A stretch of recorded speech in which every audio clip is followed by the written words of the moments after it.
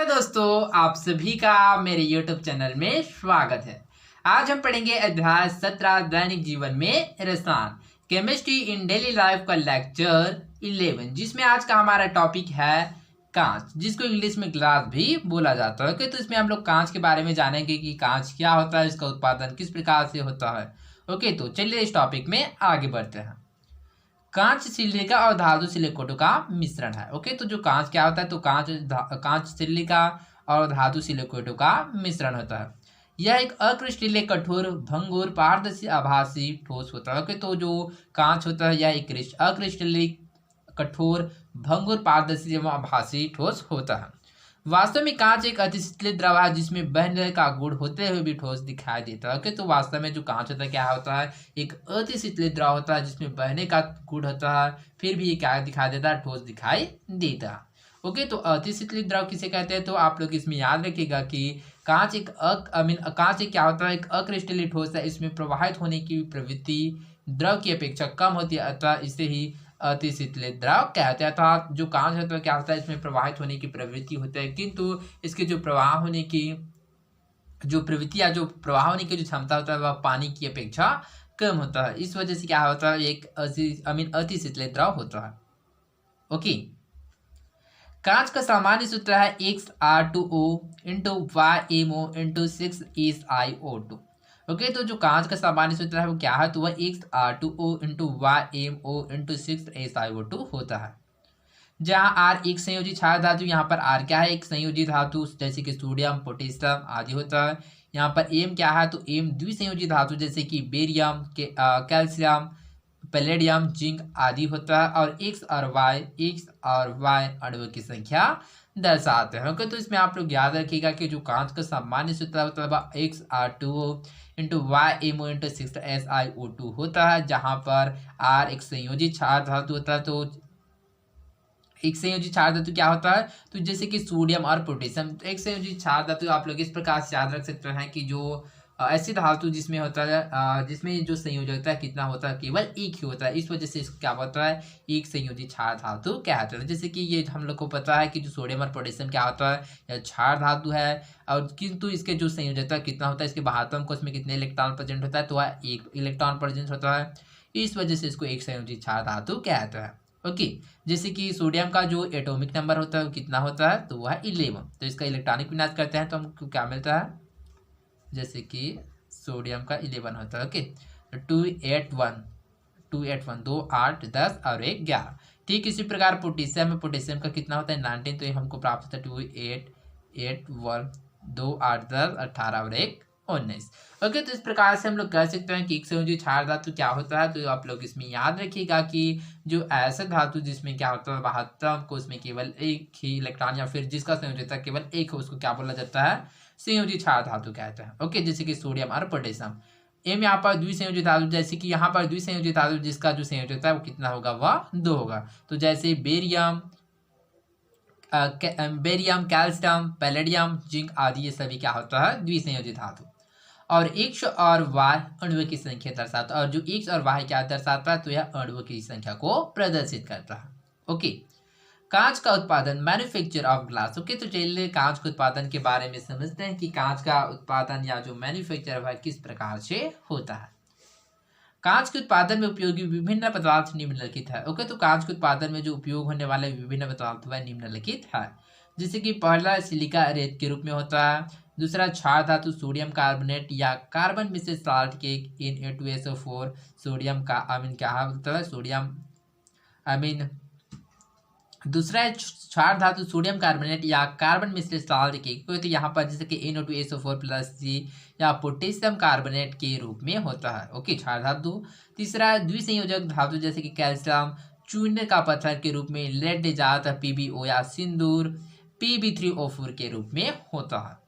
चौथा ऑक्सीकारक या रंग उड़ाने वाले पदार्थ जैसे कि विरंजक manganese dioxide MnO2 potassium nitrate KNO3 या सोडियम नाइट्रेट NaNO3 होता है। ओके, पांचवा क्लेट कांच के टूटे हुए टुकड़े होता है। और छठवा था रंग प्रदान करने वाले पदार्थ, जिसकी कांच को रंग प्रदान करने के लिए विभिन्न यौगिकों का उपयोग किया जाता है। कुछ महत्वपूर्ण पदार्थ है। ओके, तो चलिए इसके बारे में समझते हैं कि किस प्रकार से इसका जो प्रोसेस है वह होता है। ओके, तो ये सभी क्या है, तो कांच के उत्पादन में उपयोगी विभिन्न पदार्थ निम्नलिखित, अर्थात कांच के उत्पादन में क्या है, इन पदार्थों का उपयोग किया जाता है। ओके, तो चलिए आगे बढ़ते हैं। सारणी 2, कांच को रंग प्रदान करने वाले पदार्थ। ओके, तो चलिए समझते हैं कि कांच को रंग प्रदान करने वाले कौन कौन से पदार्थ हैं। तो कांच का रंग प्रदान करने वाले पदार्थ, जैसे कि हरा रंग किसके द्वारा प्रदान किया जाता है, तो क्रोमियम ऑक्साइड के द्वारा, पीला रंग कैडमियम सल्फाइड के द्वारा, लाल रंग कार्बन ऑक्साइड के द्वारा, बैगनी मैग्नीज ऑक्साइड के द्वारा एवं नीला कोबाल्ट ऑक्साइड के द्वारा रंग प्रदान किया जाता है। ओके, तो इस प्रकार से क्या है, कांच का रंग इसको प्रदान करने वाले पदार्थ हैं।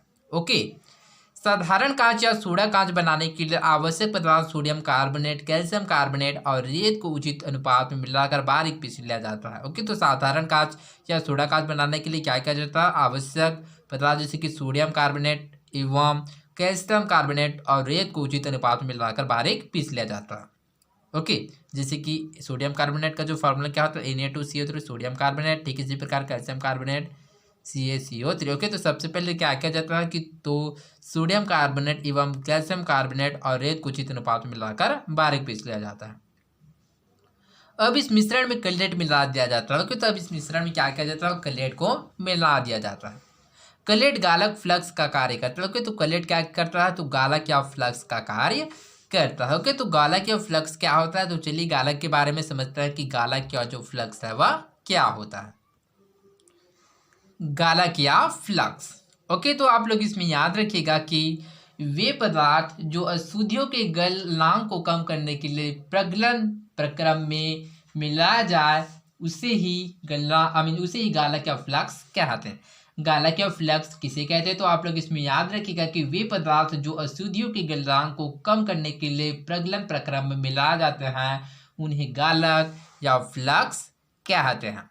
ओके, तो आप लोग इसमें याद रखिएगा कि जो गालक का उपयोग क्यों किया जाता है, तो यह क्या कहा जाता है, अशुद्धियों के गलनांक को कम करने के लिए इसका उपयोग किया जाता है। इस प्रकार प्राप्त मिश्रण बैच कहलाता है। ओके, तो इस प्रकार से जो प्राप्त जो मिश्रण होता है उसको बैच कहते हैं, फिर बैच कहलाता है।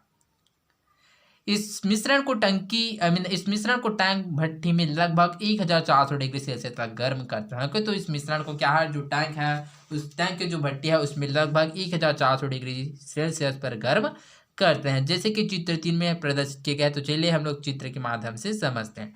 जैसे कि यहाँ पर चित्र 3 में देख सकते हैं टैंक भट्टी में कांच का निर्माण, जैसे कि यहाँ पर दर्शाया गया है, यह वायु है, यह ईंधन गैस या पिघला हुआ कांच, यह टैंक है, ज्वलनशील ईंधन गैस एवं अवशिष्ट, और यह गैस। ओके, तो इस प्रकार से इसका प्रोसेस किया जाता है।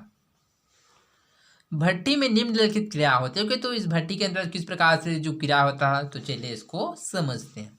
जैसे कि यहाँ पर Na2CO3 क्या है, सोडियम कार्बोनेट है, किसके साथ क्रिया करता है, सिलिका के साथ क्रिया करता है। तो क्या बनाता है वह Na2SiO3 बनाता है। तो Na2SiO3 क्या होता है, तो इसमें आप लोग याद रखिएगा सोडियम सिलिकेट और कार्बन डाइऑक्साइड गैस मुक्त करता है। ठीक इसी प्रकार कैल्शियम कार्बोनेट सिलिका के साथ क्रिया करके CaSiO3 कैल्शियम सिलिकेट बनाता है एवं कार्बन डाइऑक्साइड गैस मुक्त करता है। ओके, इसके पश्चात जो सोडियम सिलिकेट है एवं कैल्शियम सिलिकेट एवं सिलिका के साथ क्रिया करके Na2O into CO into 6SiO2 अर्थात कांच का निर्माण करता है। ओके, तो चलिए इस अभिक्रिया को हम लोग संतुलित करते हैं, अर्थात ये संतुलित है कि नहीं इसके बारे में समझते हैं।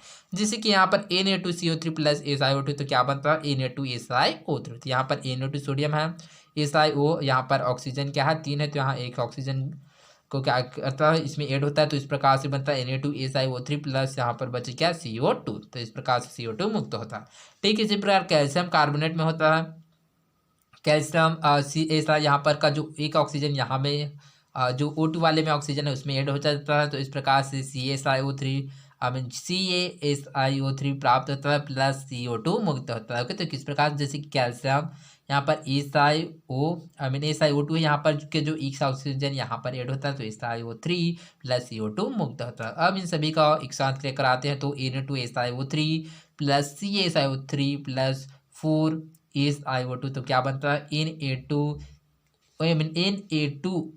इंटू CaO इंटू 6SiO2 कांच बनता है। ओके, तो चलिए इस अभिकरण उस अभी चलिए इस अभिक्रिया को समझते हैं कि यह जो रासायनिक अभिक्रिया जो रिएक्शन है वो सही है कि नहीं। तो जैसे कि यहाँ पर Na2 है, यहाँ पर भी Na2, इसके पश्चात O है। ओके, तो यहाँ पर जैसे कि O की संख्या जैसे कि काउंट करते हैं तो 2, 4 दूनी 8 ऑक्सीजन, यहाँ पर 3 और 3, 3 3 कितना हो 6, और 6 और 8 कितना हुआ 14 ऑक्सीजन। ओके, तो जैसे कि यहाँ पर देख सकते हैं 6 दूनी 12, 1 13 और 14 ऑक्सीजन है। ठीक इसी प्रकार सोडियम कितना है 2 है, यहाँ पर 2 है। सिलिकॉन कितना है 1 2 और 4 2 6, अर्थात 6 सिलिकॉन यहाँ पर है। ठीक इसी प्रकार क्या है कैल्शियम, कैल्शियम कितना है तो वह है 1 है। अर्थात इस प्रकार से अभिक्रिया क्या है संतुलित है। इस प्रकार से क्या है कांच का निर्माण करता है। ओके, इस पिघले हुए कांच से अनुभवी कारीगर ब्लोअर या फूफनी की सहायता से इच्छित आकार की वस्तुएं बनाता है। ओके, तो इस पिघले हुए जो कांच है उससे क्या करता है, जो अनुभवी कारीगर या जो ब्लोअर या होता है वह फूफनी की सहायता से इच्छित आकार की वस्तुएं बनाता है। तो आप अपने इच्छा के अनुसार क्या है जो वस्तुएं बना सकता है। आज के लिए यह काम बड़े बड़े कारखानों में सांचे में ढालकर मशीनों की सहायता से कम समय और कम लागत में किया जाता है। ओके, तो आधुनिक समय में क्या किया जाता है कि जो बड़े बड़े कारखानों में सांचे की ढाल कर क्या किया जाता है मशीनों की सहायता से कम समय और कम लागत में ही किया जाता है। कांच की वस्तुओं को बनाते समय अचानक ठंडा करने पर वे टूट जाते हैं। ओके, तो कांच की वस्तु को बनाते समय यदि उसको अचानक ठंडा किया जाए तो क्या कर जाता है वह टूट जाता है। इसलिए टूटने से बचाने के लिए इन्हें धीरे धीरे ठंडा किया जाता है। इस प्रक्रिया को तापानुशीतन एनियलिंग कहते हैं। ओके, तो तापानुशीतन या एनियलिंग किसे कहता है तो इसमें याद रखिएगा कि जो कांच की वस्तुओं को बनाते समय अचानक ठंडा करने पर वह टूट जाता है, इसलिए टूटने से बचाने के लिए उन्हें धीरे धीरे ठंडा किया जाता है। इस प्रक्रिया को ही तापानुशीतन या एनियलिंग कहते हैं। ओके, प्रवाह आरेख फ्लो चार्ट 2 कांच बनाने की विधि। ओके, तो चलिए कांच बनाने की विधि का फ्लो चार्ट प्रवाह आरेख के बारे में समझते हैं कि किस प्रकार से कांच को बनाया जाता है।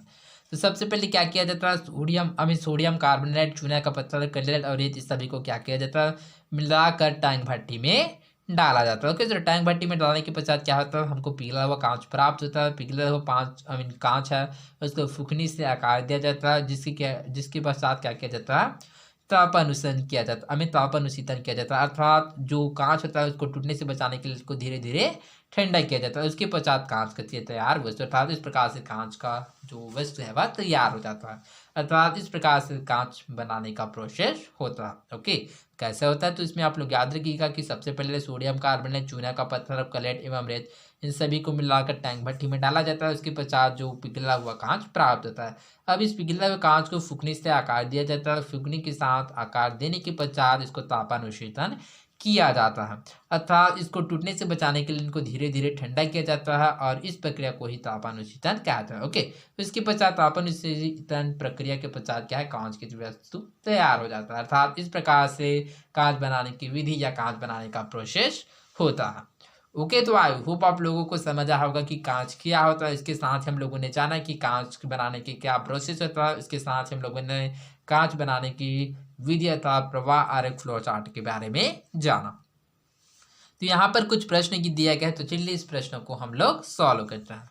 प्रश्न पहला, सीमेंट में जिप्सम क्यों मिलाया जाता है। ओके, तो पहला क्वेश्चन है कि सीमेंट में जिप्सम क्यों मिलाया जाता है।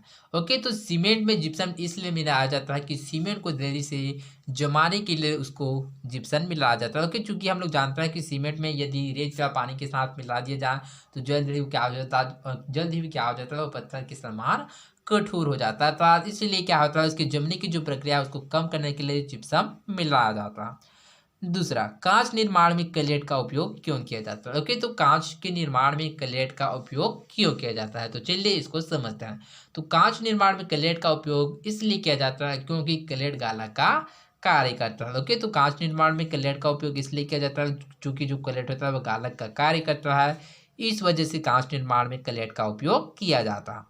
तीसरा, सीमेंट का गलनांक निश्चित नहीं होता है क्यों। ओके, तो सीमेंट का जो गलनांक होता है वह निश्चित नहीं होता है क्यों? तो इसका कारण यह क्योंकि सीमेंट रासायनिक यौगिक नहीं है बल्कि अनेक रासायनिक यौगिकों से मिलकर बना होता है, जैसे कैल्शियम के सिलिकेटों तथा एल्यूमिनेटों का मिश्रण होता है। अतः इसका संगठन तथा रासायनिक सूत्र निश्चित नहीं होता है और न इसके गुण धर्म अर्थात न इसके गुण निश्चित होता है, इसलिए सीमेंट का गलनांक निश्चित नहीं होता है। ओके, तो आई होप आप लोगों को समझ आ होगा। तो आज के लिए बस इतना ही, मिलते हैं अगले वीडियो में। धन्यवाद।